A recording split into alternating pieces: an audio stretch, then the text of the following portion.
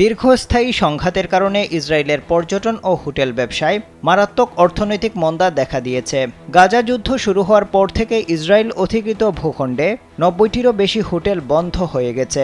ফলে হাজার হাজার কর্মী চাকরি হারিয়েছেন বলে জানিয়েছে দেশটির সংবাদ মাধ্যম চ্যানেল 12।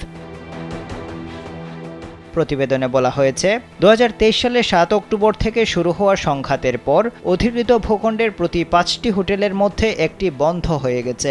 গাজা যুদ্ধের প্রভাবে ইসরায়েলের হোটেল বন্ধের হার ২০% ছাড়িয়েছে। পাশাপাশি বিদেশি এয়ারলাইন্সগুলোর ফ্লাইট বাতিল হওয়ার কারণে দেশটির অর্থনীতির বিভিন্ন খাত আরও ক্ষতিগ্রস্ত হচ্ছে।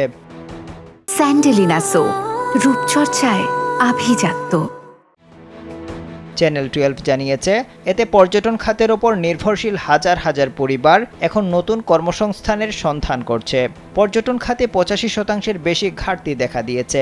সংবাদ মাধ্যম ইয়েদিওথ আরোহনাথ জানিয়েছে, ইসরায়েলের প্রধানমন্ত্রী বেনিয়ামিন নেতানিয়াহু লেবাননে হামলা চালিয়ে উত্তরাঞ্চলের অর্থনৈতিক কর্মকাণ্ড পুনরুদ্ধার করতে চেয়েছিলেন, কিন্তু সেখানে হামলা চালানোর কারণে ছোট ব্যবসার ৮০%ই বন্ধ হওয়ার ঝুঁকিতে রয়েছে। এ বিষয়ে চ্যানেল 12 জানিয়েছে, যুদ্ধ শুরু হওয়ার পর ইসরায়েলের উত্তরাঞ্চলে বেকারত্বের হার অন্যান্য অঞ্চলের তুলনায় ২০% বেড়েছে। গাজা উপত্যকায় সামরিক অভিযান শুরুর পর থেকে ইসরায়েলের পর্যটন খাতে প্রায় ১৯.৫ বিলিয়ন শেকেল বা ৫.২৫ বিলিয়ন মার্কিন ডলার ক্ষতি হয়েছে।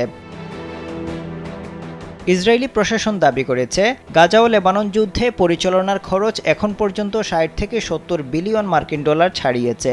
ধারণা করা হচ্ছে, যুদ্ধের মোট ব্যয় ১২০ বিলিয়ন মার্কিন ডলারে পৌঁছাতে পারে। আবদাল হুসাইন, কালবেলা।